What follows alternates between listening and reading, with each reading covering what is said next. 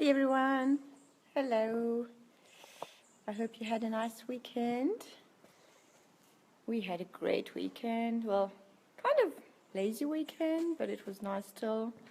Did some gardening on Saturday and mostly a lazy Sunday family time doing a whole lot of different stuff.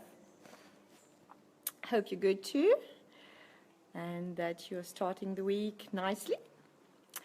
So today's topic for the lives, I'm happy to be with you again for another live. Last week we did the live session with Craig. Hi Jean-Paul, nice to have you with us, with me so far.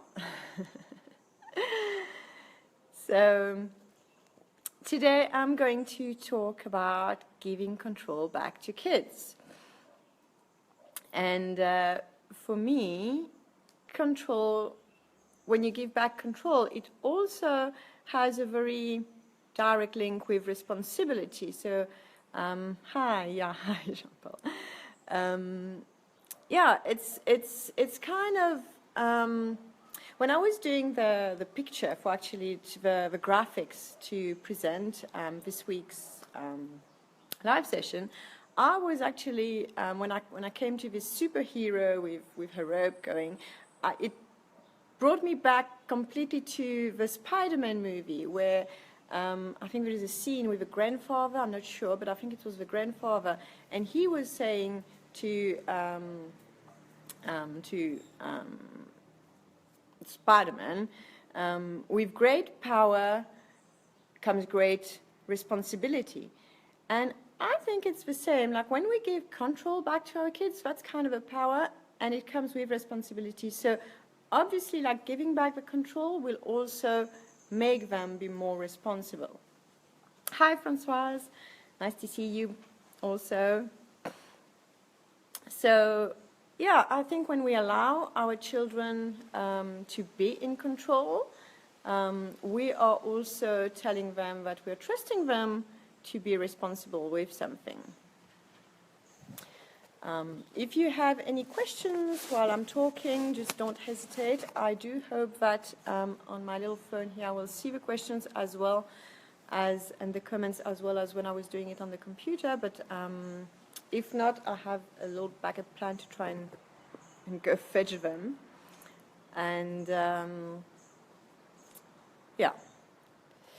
So the reason it's important to give them control, I think, is because most of the time kids don't really have a lot of control in their lives. I mean, most of the big decisions we take for them, where they are going to live, what school they're going to go to, how the day is going to unfold and the routine and the things that they have to do along the day. So a lot of things are out of their control and they kind of follow along. And they don't have a lot of say in the matter, even in the way that we want them to be. I mean, we want them to be polite, we want them to be well-behaved, to work hard. And most of these things we are driving for them, so we are sort of making the road for them to follow. So they don't have a whole lot of control in their lives in general. And so it's very easy for children to kind of feel that they don't have a say in the matter. So in all the, not all, well, in a lot of small little ways, it is sometimes nice to give them back this control, because it will also give them like a certain stability, a certain say, a certain feel of independence, that they can do things, that they are sort of able to do these things. A very easy way to see that a child is wanting to claim back some control in their life is when they have a lot of tug-of-wars with you. I call them verbal tug-of-wars, when there is a lot of power struggles and when there is a lot of non-compliance to things that you want them to do. When a child says no a lot and they don't want to and they argue with you a lot, that is usually a sign that this child is in need of regaining some control in their lives. And for me, giving them control, real control, full control, is not always that easy. We kind of feel it is easy, and sometimes we feel that we are giving them the control, but sometimes we are not fully. We're kind of giving them a little control, but then we're not fully giving it. We're not sort of being open with that control. For example, let me just give you an example. How many times have you been, for example, to a store and you tell your child, okay, well, we need a T-shirt for you, just go and pick your T-shirt. But then, when they pick their T-shirt, you kind of feel, oh, are you sure you want this bright purple T-shirt? Have you looked over there? Let's just see what there is. Or, don't you think like this picture is much better than the other one? So we kind of gave them the control, but then we're taking it back. Or another example could be when you, for example, let your child wants some orange juice, let's say, and then you allow them full control of it. You just let them pour their own orange juice, and they go to the fridge, they fetch the juice, they get the glasses, but then as they pour their orange juice, it spills all over the place and the kitchen is a mess. And then you get all annoyed and frustrated by it. I mean, really, you should have been careful, and it's all sort of giving them control, but then sort of not being happy when there are mistakes and when there are consequences about that control. So whenever you give control to your child, I would say really give it openly and freely. For example, if you allowed them to pick that T-shirt in the shop and you have some concerns about it, really just do try to assess, I mean, are these concerns really important ones? I mean, is it that the T-shirt that they chose is never going to fit them? Or is it just a matter of taste? And if your concerns are not really that important, I mean, just really let them go along with it and don't try to change their minds. If you allowed them in the first place to go with their choice, to be sort of responsible about what they are going to choose, well, don't try to change their mind afterwards. Let them be fully accountable for that choice. I remember going shoe shopping one time with my nephew. I'm his godmother, and I think it was about 2 years ago when I needed, it was a busy time, it was his birthday, and I needed to get a present for him, but I didn't have really time to go and shop, so I told him he was getting big. I think it was his 9th birthday, and I said, well, do you want to go to the shops, and then we'll go together to choose something for you. And he said, yeah, that would be cool, and he was all happy about it, and he wanted a pair of shoes. So together we went to the shops, and he's kind of a sporty little fella, so we went to a sports shop, and I thought, okay, well, he's going to get a nice pair of shoes. And we get there, and he looked at all the shoes, and he wanted a stylish pair of shoes. He was like, Marijn, we are going to have a stylish one. I'm going to have a nice, stylish pair of shoes. So I was like, yeah, cool. And then, among all the shoes, he chooses this grayish, weird pair of shoes. And in my mind, I was, oh my gosh, I mean, really? And so I said, okay, well, try them on. Like, do you like them? Yes, I like them. So I was like, try them on. So he tried them on, And I said, okay, well, how do they feel? They feel great. They're so comfortable. Are you sure? I'm like, walk a little bit. So he walked a little bit. And all the time he was trying on his shoes and walking with it, I was like, oh my gosh, I mean, this is not a very nice pair of shoes. I mean, I really don't like them. And along with these thoughts were, well, what if his friends don't like them and mock him about it? What if, like, his parents are going to freak out when they see it? And like all these things are going through my mind. And so then he had walked with it and came back, and then I said, okay, well, how do they feel? Oh, they're great, they're so nice, they're so stylish, I love them. And I said, well, you can have them. Even though it was not my taste, and I was a bit concerned about them, it was his present, it was his choice. I had decided to give him that choice, and I went along with it. And I think, for me, that was very important at the time, even though it might not have reflected what I would have chosen. And you know what? He was really proud of his pair of shoes, and every single time I went to visit him afterwards in that month that was following, he loved it. He was wearing it all the time. I mean, all the concerns I had about the friends not liking it never happened. And a lot of time, we have concerns that are not necessarily sort of true in reality. They just reflect what we've been through before. It may not reflect what is going to happen in the future. So I really think that it's really great when we can give that choice to our children and really give it openly and really freely. And for example, for the juice that I was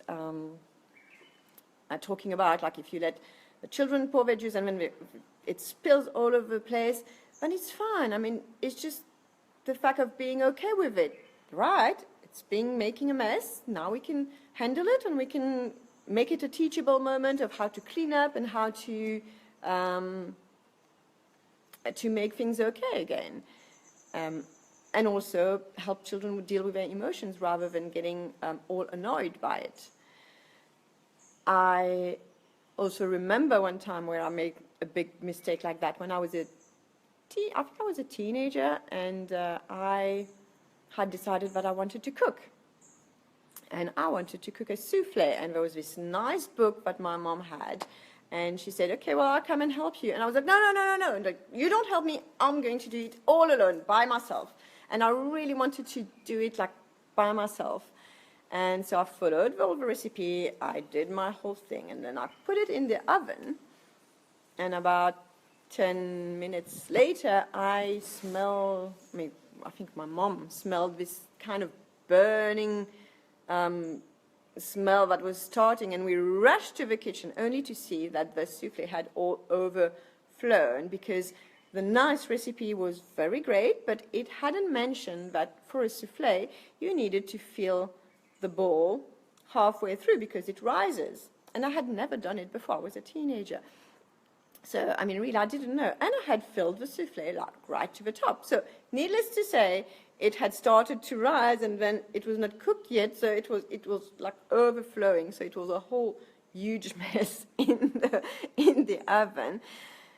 But then, to this day, I remember that experience, and it was like a great sort of learning opportunity for me. I mean, my mom was not thrilled about it, I'll tell you, but she didn't blame me either, and we kind of went through a process of taking it out, pouring it in another bowl, like cleaning it up, and it was just okay, and it was just sort of a way to learn about life and to know how to deal with things when they happen. And I'm really grateful that my mom at that time didn't try, because I might sort of do it all wrong, she didn't try to still come and help me and not let me and not allow me to do it on my own. So, yeah, I think it's one sort of great gift that we can give our kids, that when we give them the choice, we do really give it to them with all the consequences that may happen from it. I know when my son was younger, and sometimes he would moan and groan about going to brush his teeth because he hated going to brush his teeth. Even that, one day I said, you know, for this evening, you're going to have a choice. You can either go to bed, like, this seems to be like a big deal for you, and you don't want to go do it. So tonight, if you want, you can go to bed without brushing your teeth, or you can go to bed and brush your teeth before. I obviously stated the consequences, like if you go to brush your teeth are going to be all clean and all sparkly, and your mouth is going to smell nice. And if you don't go and brush your teeth, yeah, there may be some little sort of bacteria and things coming and cause some carie, how you say that in English? I'm not sure. Like some bad stuff in your teeth. And he did choose to go brush his teeth, and he took responsibility for it and didn't from then on sort of moan less. I mean, obviously, in that occasion, I was okay for that evening if he had chosen to have gone to bed without brushing his teeth. I might not have given the choice again, but in that moment where I gave the choice, I really did give it openly and freely. So an important thing also is to really make sure when you give choices and when you give control back to your children, to be okay with the consequences that may arise from it. I know, for example, for me, things regarding TV and screens, I might not give the choice back to my child because I will probably not be okay with all consequences if he chose a path where I don't agree with him. So there are certain things where I will not give him the choice, but a lot of things that I deem where it's okay when they choose either way, then I will really openly give them the choice. And what I have found very often is that when you do give a choice to children, they tend to do the responsible thing because they kind of know that the trust is placed in them. So they kind of rise up to the opportunity of being responsible. So the key is being open and not sort of if the consequences are not what we want it to be, not to be blaming or shaming or angry or frustrated about it, and just being able to deal with it in an open way. Yeah, that's what I wanted to say about the topic. So if you have any questions or comments, I would be very happy to answer them. And thank you for everyone who joined. I see Nazim, Beryl, I think somebody else joined, but I kind of missed the name here, and I don't know how to go back on my phone. So, well, it was very nice having you anyway. And obviously, if any of you watch this afterwards and have any comments or questions, as usual, you can just put them below, and I'll come back to them at any time. Yeah, so I think I will end there if there is no more questions. Just want to mention, if you have any friends that you feel might be happy to join or be that this group could be of value for, then don't hesitate to invite them along. We're still young, a very young group, and I'd love to have even more parents to join in the conversation. So Françoise says, yes, my little girl, 2 years, thinks she's a big girl and wants to do all by herself. That's great, that's great. And at 2, there is this kind of surge of independence. They really want to be independent and feel like big people. So and especially at 2, as I said, they really don't have a lot of control, even less than older children, about their lives. So How can I divert her attention? What do you mean, Françoise? Where would you like to divert her? What would you like to divert her attention from?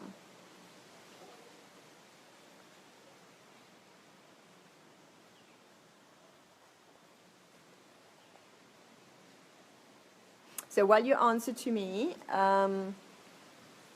let me just also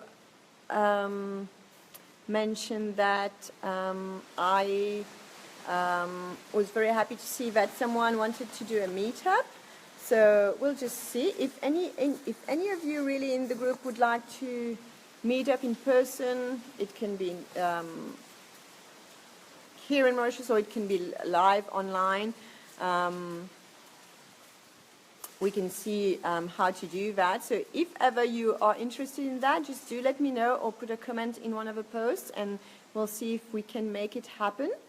What I will do also is I think I will add some a welcome post for people who are joining the group, and then for you who have been here a while, maybe it can be like one post where everyone can say a little bit about themselves, like who they are, where they're from, and how many children they have. Just kind of a way for us to get to know each other a little better. That might sort of create a little bit of cohesion in the group too. So I'll try and add that before. Yeah, Françoise, I know. And this is why a meetup would be great, and to be able to interact and talk to each other, because with a live, I kind of feel that I'm the one doing the talking, and it's difficult to have the feedback. Yeah, so you're saying when you're cooking. So, for example, if you're cooking and she wants to interact and she wants to be independent, and obviously at 2 there's like a whole lot of things that she cannot do and that will be too dangerous for her. So you can always find things that she can do. For example, I mean, I don't know, but there's a whole lot of different things that she can do to help that might create a mess, yes. Obviously, at 2 she will not be as she will not have as much control on her movements as an older child, but there's still quite a lot of things that you can give her to do. And even if it's not contributing directly to what you're cooking, she might feel it is. So just sort of giving them a little task while you're doing something might do it for her. So if you have like any more specific about the situation, you can just tell them in the comments, and then I'll comment afterwards about it. We can have like maybe a sort of more ongoing conversation in the comments, and that might be easier. Yeah, so that was it for today. Thank you so much for joining me. I was very happy to be with you, and I'll see you in the group during the week. And until next time, have a great week, and bye.